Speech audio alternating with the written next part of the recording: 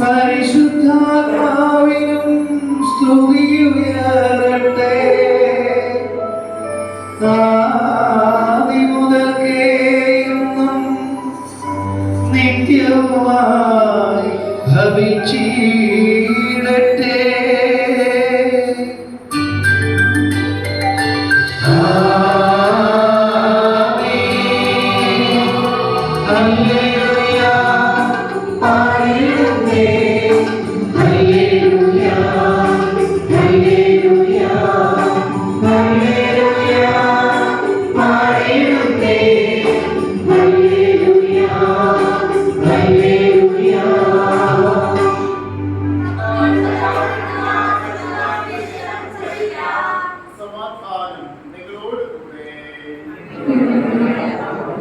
വിശുദ്ധ യോഹന്നാൻ അറിയിച്ച നമ്മുടെ കർത്താവ് ഈശോ മിശിഹായുടെ പരിശുദ്ധ സുവിശേഷം അധ്യായം 18 വാക്യങ്ങൾ 33 മുതൽ 38 വരെയുള്ള തിരുവചനങ്ങൾ. പീലാത്തോസ് വീണ്ടും പ്രത്യോറിയത്തിൽ പ്രവേശിച്ച് യേശുവിനെ വിളിച്ച് അവരോട് ചോദിച്ചു, നീ യഹൂദരുടെ രാജാവാണോ? യേശു പ്രതിവചിച്ചു, നീ ഇത് സ്വയമേവ പറയുന്നതോ അതാ മറ്റുള്ളവർക്ക് എന്നെ പറ്റി നിന്നോട് പറയുന്നതോ? പീലാത്തോസ് വീണ്ടും പറഞ്ഞു, ഞാൻ യഹൂദനല്ലല്ലോ. നിന്റെ ജനങ്ങളും പുരോഹിത പ്രമുഖന്മാരുമാണ് നിന്നെ എനിക്ക് ഏൽപ്പിച്ചു തന്നത്. നീ എന്താണ് ചെയ്തത്? യേശു പറഞ്ഞു, എന്റെ രാജ്യം ഐഹികമല്ല. ആയിരുന്നുവെങ്കിൽ ഞാൻ യഹൂദർക്ക് ഏൽപ്പിക്കപ്പെടാതിരിക്കുവാൻ എന്റെ സേവകർ പോരാടുമായിരുന്നു. എന്നാൽ എന്റെ രാജ്യം ഐഹികമല്ല. പീലാത്തോസ് ചോദിച്ചു, അപ്പോൾ നീ രാജാവാണ് അല്ലേ? യേശു പ്രതിവചിച്ചു, നീ തന്നെ പറയുന്നു, ഞാൻ രാജാവാണെന്ന്. ഇതിനു വേണ്ടിയാണ് ഞാൻ ജനിച്ചത്, ഇതിനു വേണ്ടിയാണ് ഞാൻ ലോകത്തിലേക്ക് വന്നത്, സത്യത്തിന് സാക്ഷി നൽകുവാൻ. സത്യത്തിൽ നിന്നുള്ളവൻ എന്റെ സ്വരം കേൾക്കുന്നു. ഈശോ മിശിഹായിൽ ഏറെ സ്നേഹം നിറഞ്ഞ ബഹുമാനപ്പെട്ട സിസ്റ്റർ, പ്രിയ മാതാപിതാക്കന്മാരെ, സഹോദരി സഹോദരിമാരെ, പ്രിയ കുഞ്ഞുമക്കളെ, ആരാധനക്രമ വചനത്തിലെ അവസാന കാലഘട്ടമായ പള്ളി കുദാശ കാലഘട്ടത്തിലെ 4ാം ഞായറാഴ്ചയിലേക്ക് നാം ഓരോരുത്തരും പ്രവേശിച്ചിരിക്കുകയാണ്. സഭാത്മകമായിട്ട് പള്ളി കുദാശ കാലഘട്ടത്തിലെ അവസാനത്തെ ഞായറാഴ്ച ക്രിസ്തുവിന്റെ രാജ്യത്വ തിരുനാളായിട്ട് സഭ ആഗമനം ആഘോഷിക്കുന്ന ഒരു സുദിനം കൂടിയാണ്. ക്രിസ്തു രാജാവാണ്. അവന്റെ രാജ്യത്തിന് അതിരുകളില്ല, അതിർവരമ്പുകളില്ല എന്നുള്ള കാര്യങ്ങളൊക്കെ തെളിയിച്ചുകൊണ്ട് ക്രിസ്തുവാണ് യഥാർത്ഥ രാജാവ് എന്നുള്ള കാര്യം നമ്മളിലേക്ക് തൊടുത്തു വിടുന്ന ഒരു സുദിനമാണ് ഈ ഒരു തിരുനാൾ ദിനം എന്ന് പറയുന്നത്.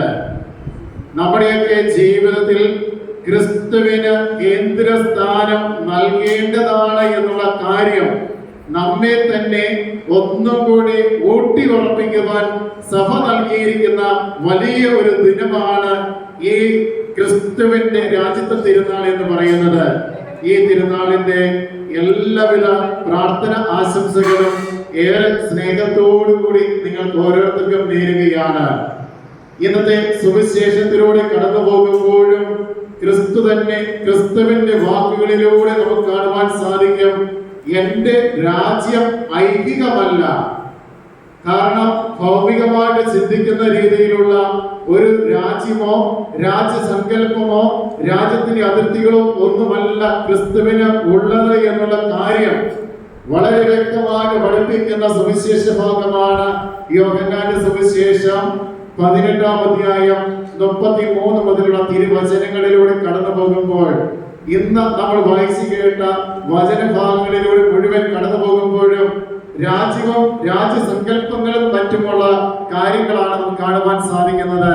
പഴയ നിയമത്തിലൂടെ കടന്നു പോകുമ്പോൾ രാജാവും രാജ്യസങ്കല്പവുമായിട്ട് കാര്യങ്ങൾ നമ്മൾ ലേഖനത്തിലേക്ക്, വെളിപാട് പുസ്തകത്തിന്റെ ലേഖന ഭാഗത്തേക്ക് കടന്നു വന്നു കഴിയുമ്പോൾ അവിടെ യഥാർത്ഥമായ രാജാവ് എന്താണെന്നും അതിന്റെ പ്രാഭവം എന്താണ് എന്നുള്ള കാര്യങ്ങളൊക്കെ വ്യക്തമായിട്ട് പഠിപ്പിക്കുന്ന വചനഭാഗം. പ്രിയമുള്ളവരെ, ഇന്നത്തെ വായനകൾ മുഴുവനും നമുക്ക് ഒരു രാജാവ് എന്താണെന്നും എങ്ങനെയാണ് എന്നുള്ള കാര്യങ്ങളൊക്കെ പഠിപ്പിക്കുന്ന ഒരു വായനകളാണ് സഭാമാതാവ് നമുക്ക് ഈ ഒരു സുദിനത്തിൽ നൽകിയിരിക്കുന്നത്. അന്നത്തെ കാലഘട്ടങ്ങളിൽ എങ്ങനെയാണ് ക്രിസ്തുവിന്റെ രാജ്യത്വ തിരുനാള് ഔദ്യോഗികമായിട്ട് സഭയിലേക്ക് കടന്നു വന്നിരിക്കുന്നത് എന്നുള്ള കാര്യം കൂടി ഈ വായനകളോട് ചേർത്ത് നമ്മൾ അറിഞ്ഞിരിക്കുന്നത് ഏറെ ഉചിതമായ ഒരു കാര്യമാണ്. 19-ാം നൂറ്റാണ്ടിൽ കൃത്യമായിട്ട് പറഞ്ഞു കഴിഞ്ഞാൽ 1925 കാലഘട്ടങ്ങളിൽ റോമയിലും യൂറോപ്യൻ രാജ്യങ്ങളിലുമൊക്കെ രാജാക്കന്മാര് വാശിയോടെ അവരുടെ രാജ്യവും രാജ്യത്തിന്റെ വിസ്തൃതിയും വർത്തമാനമാക്കുവാൻ വേണ്ടി ഒത്തിരിയേറെ കീഴടക്കലുകളുടെ കൂട്ടത്തിൽ മുന്നേറുന്ന അവസരത്തിലാണ് യഥാർത്ഥമായ രാജ്യവും യഥാർത്ഥമായ രാജാവും യഥാർത്ഥമായ രാജസങ്കല്പവും എന്ന് പറയുന്നത് ഇതല്ല എന്നുള്ള കാര്യങ്ങളൊക്കെ തെളിയിച്ചുകൊണ്ട് അന്നത്തെ മാർപ്പാപ്പയായിരുന്ന 11-ാം പിയൂസ് മാർപ്പാപ്പ ക്രിസ്തുവാണ് യഥാർത്ഥ രാജാവ്, ക്രിസ്തുവിൻ്റെതാണ് യഥാർത്ഥമായ രാജ്യം എന്നുള്ള കാര്യം ഔദ്യോഗികമായിട്ട് പ്രഖ്യാപിക്കുകയാണ് ചെയ്തത്.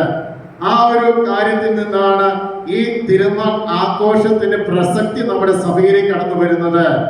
രാജാക്കന്മാര് വെട്ടിപ്പിടിച്ചുകൊണ്ട് രാജ്യങ്ങളുടെ വിസ്തൃതി വർദ്ധിപ്പിക്കുന്ന ആ ഒരു കാലഘട്ടത്തിൽ യഥാർത്ഥമായ രാജ്യസങ്കല്പത്തെ കുറിച്ചുള്ള ചിന്തകൾ മാർപ്പാപ്പ അവരുടെ ഇടയിൽ കോറിയിടുകയായിരുന്നു ചെയ്തത്. പ്രിയമുള്ളവരെ, നമ്മൾ സഭാത്മകമായിട്ട് ജീവിക്കുന്ന ഈ അവസരത്തില് നമുക്കും ചിന്തിക്കാം, ഈ മിശിഹായുടെ രാജ്യത്വ തിരുനാള് നമ്മുടെ ചെറുപ്പ കാലഘട്ടങ്ങളിലൊക്കെ കേരളത്തില് എത്രമാത്രം തനതായ രീതിയിലാണ് ആഘോഷിച്ചിരുന്നത് എന്നുള്ള കാര്യം.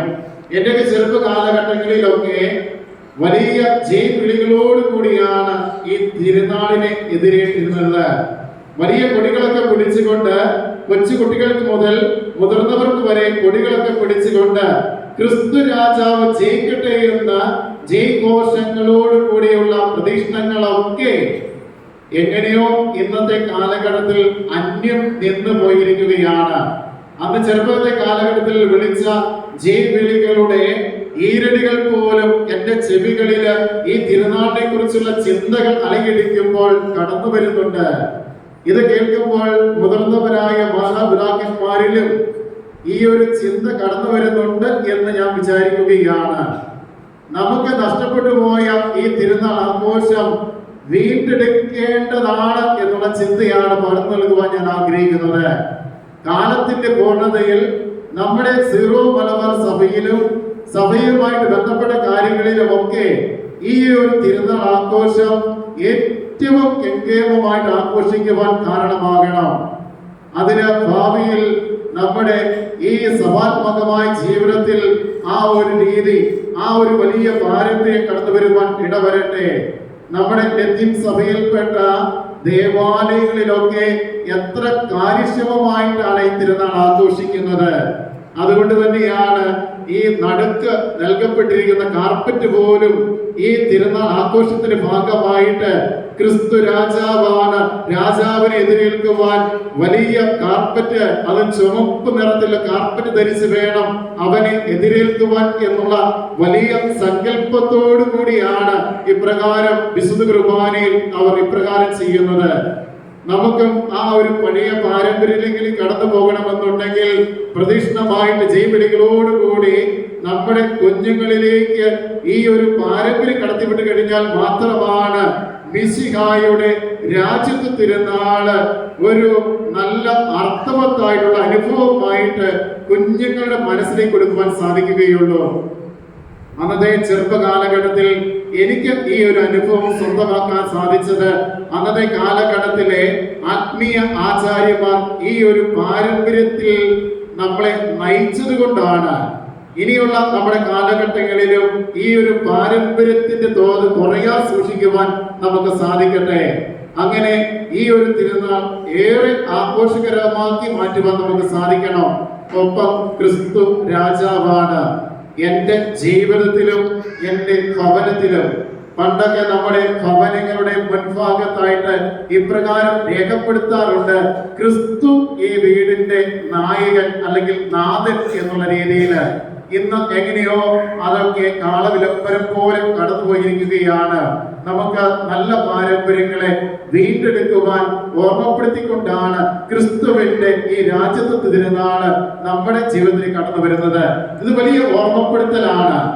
പഴയ കാര്യങ്ങൾ, ആ നന്മകൾ വീണ്ടും നമുക്ക് അനുഭവ തലത്തിലേക്ക്, വരും തലമുറയിലേക്ക് കൊടുക്കണം എന്നുള്ള ഓർമ്മപ്പെടുത്തൽ, അത് നമുക്ക് ശിരസാ സ്വീകരിക്കാം.